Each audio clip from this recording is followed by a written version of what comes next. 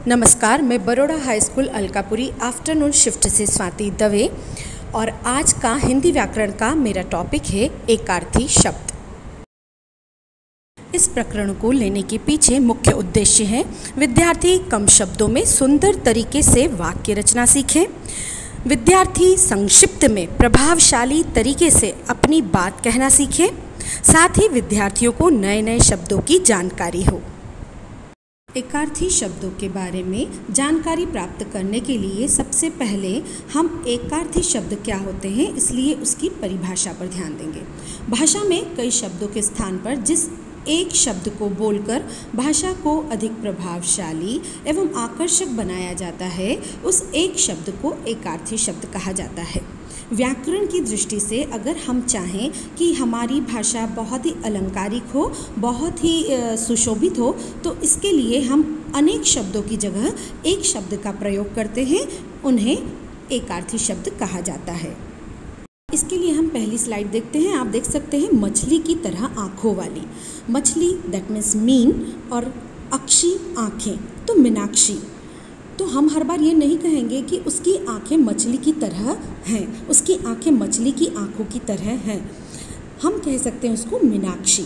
दूसरा आप इसमें देख सकते हैं मयूराक्षी। मयूराक्षी मतलब मयूर की आँखों की तरह, जिसकी आँखें मयूर की आँखों की तरह हों वो कहलाएगा मयूराक्षी। यहाँ देख सकते हैं शब्दों के समूह को, हवा में मिली हुई धूल या भाप के कारण होने वाला अंधेरा, तो हम उसे बहुत ही कम शब्दों में या एक शब्द में कह सकते हैं धुंध।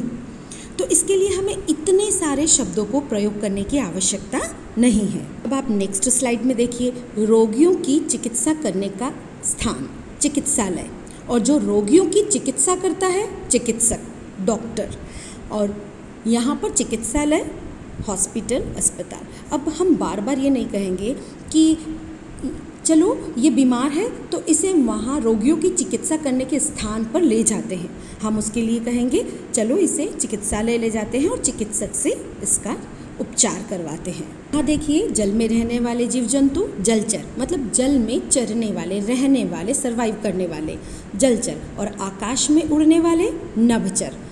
यहाँ देखिए, अपने देश से दूसरे देश में सामान जाना मतलब निर्यात करना, और दूसरे देश से अपने देश में सामान आना दैट मीन्स आयात। तो यहाँ पर आपको अपोजिट विलोम शब्द याद करने में भी सहायता मिलेगी। आयात का विपरीत निर्यात, निर्यात का विपरीत आयात।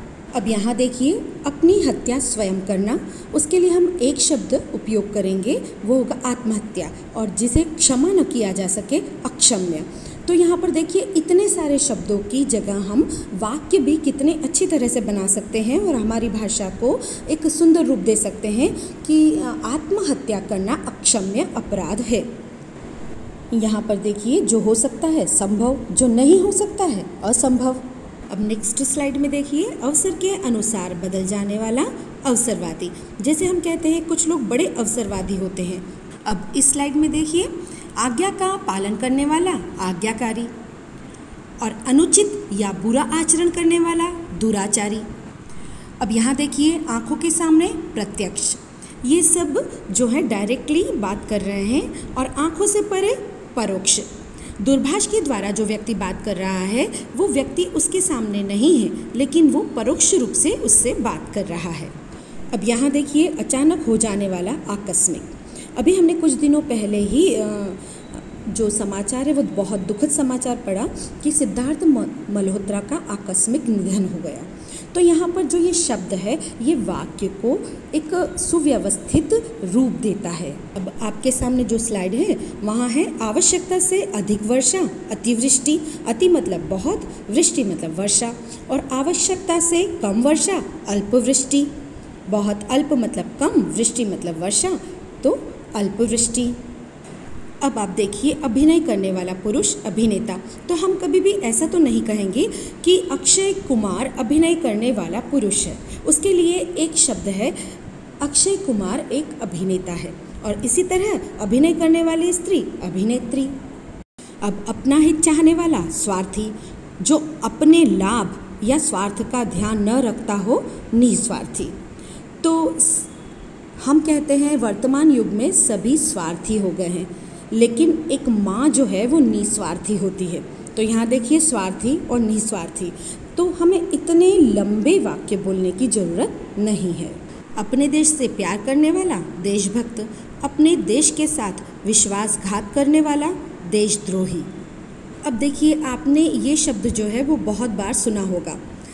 अपनी इच्छा से दूसरों की सेवा करने वाला स्वयं सेवक। स्वयं मतलब खुद, मैं, और सेवक मतलब सेवा करने वाला। तो अपनी इच्छा के अनुसार सेवा करने वाला स्वयं सेवक। अब इस स्लाइड में देखिए आप, ईश्वर में आस्था रखने वाला आस्तिक, ईश्वर पर विश्वास न रखने वाला नास्तिक। तो यहाँ पर भी विपरीत शब्द आप बना सकते हैं अगर आपको याद करने हो तो आस्तिक, नास्तिक। अब यहाँ देखिए आप, एक भाषा की लिखी हुई बात को दूसरी भाषा में लिखना या कहना अनुवाद। देखिए कितने सारे शब्दों का समूह है, कितना बड़ा वाक्य है, और उसके लिए एक छोटा सा शब्द है अनुवाद। तो अगर हमें सभी भाषाएं तो याद नहीं होती, लेकिन हमें हमारी भाषा में सामने वाले की बात को अगर ट्रांसलेट करना है, समझना है, तो हम उसको अपनी भाषा में अनुवाद करेंगे। हम बार बार इतना लंबा वाक्य नहीं बोलेंगे। अब यहाँ देखिए, एक स्थान से दूसरे स्थान को हटाया हुआ स्थानांतरित। कम जानने वाला अल्पज्ञ, सब कुछ जानने वाला सर्वज्ञ। अल्पज्ञ अल्प, कम, अल्पज्ञ। सर्वज्ञ सर्व, सब। अब यहाँ देखिए, जो आसानी से उपलब्ध हो सुलभ, जो आसानी से उपलब्ध न हो दुर्लभ। अब नेक्स्ट स्लाइड में देखिए आप, किसी कार्यालय या विभाग का वह अधिकारी जो अपने अधीन कार्य करने वाले कर्मचारियों की निगरानी रखे। इतने लंबे वाक्य के लिए एक बहुत ही सुंदर शब्द है अधीक्षक। अब किसी कार्य को बार बार करना, उसके लिए एक शब्द है अभ्यास। और आपने वो दोहा सुना ही होगा, करत करत अभ्यास के जड़मति होत सुजान, रस्सी आवत जात है सिल पर पड़त निशान। तो किसी कार्य को बार बार करना, तो ये हम नहीं करेंगे तुम बार बार ये कार्य करो, तुम बार बार, हम कहेंगे अभ्यास करते रहो, तुम्हें अच्छा फल मिलेगा। यहाँ देख सकते हैं आप, किसी के बाद उसकी संपत्ति प्राप्त करने वाला, तो उसे कहते हैं उत्तराधिकारी। तो इसके लिए इतने सारे शब्द बोलने की आवश्यकता नहीं है। अब यहाँ देखिए आप, किसी को सावधान करने के लिए कही जाने वाली बात। कितना लंबा वाक्य है, और उसकी जगह हम एक छोटा सा शब्द प्रयोग कर सकते हैं चेतावनी। अब नेक्स्ट देखिए आप, जिसका कोई मूल्य न हो अमूल्य। भगवान की भक्ति अमूल्य है, और जो कभी न मरे अमर। ईश्वर का प्रेम अमर है। तो यहाँ देखिए ये शब्द जो हैं ये आपकी भाषा को कितना सुंदर रूप देते हैं। अब यहाँ देखिए, कुछ जानने या ज्ञान प्राप्त करने की चाह, जिज्ञासा। और जो इस तरह के व्यक्ति होते हैं जिनका स्वभाव नई चीज़ों को जानने का होता है, उन्हें कहते हैं जिज्ञासु। अब इस स्लाइड में देखिए आप, भूत, वर्तमान, भविष्य को देखने या जानने वाला, जो हमारा भूत, भविष्य और वर्तमान तीनों को जान सकता है। तो भूतकाल, वर्तमान काल, भविष्य काल, 3 काल होते हैं। तो देखिए 3, और काल समय, और दर्शी देखने वाला, तो त्रिकालदर्शी। तो इतने लंबे वाक्य की जगह हम बोल सकते हैं कि ईश्वर त्रिकालदर्शी है। और जहाँ धरती और आकाश मिलते हुए दिखाई देते हैं, उस मीटिंग पॉइंट को कहते हैं क्षितिज। कोई काम या पद छोड़ देने के लिए लिखा गया पत्र, उसको कहते हैं त्यागपत्र।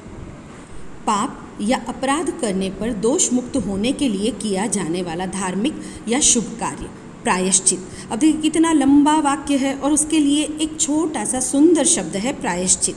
तो हम अनजाने में कोई भी गलती कर देते हैं, और जब हमें बाद में उसका पछतावा होता है, तो उसको कहते हैं कि हमें जो किया है वो गलत किया है, उसके लिए प्रायश्चित शब्द प्रयोग किया जाता है। गृह कार्य के रूप में हम विद्यार्थियों से ऐसी छोटी छोटी गतिविधियां करवा सकते हैं। हम इस तरह की गतिविधियों के माध्यम से उनके बीच में कोई खेल द्वारा या प्रश्नोत्तरी के माध्यम से भी ये गतिविधियां करवा सकते हैं, जिनसे विद्यार्थियों का ज्ञान भी बढ़े, विद्यार्थी बहुत ही रोचक तरीके से ये प्रकरण भी सीख सके, साथ ही उनका शब्दकोश भंडार भी बढ़े और वे अपनी बात रोचक तरीके से कह सकें। धन्यवाद।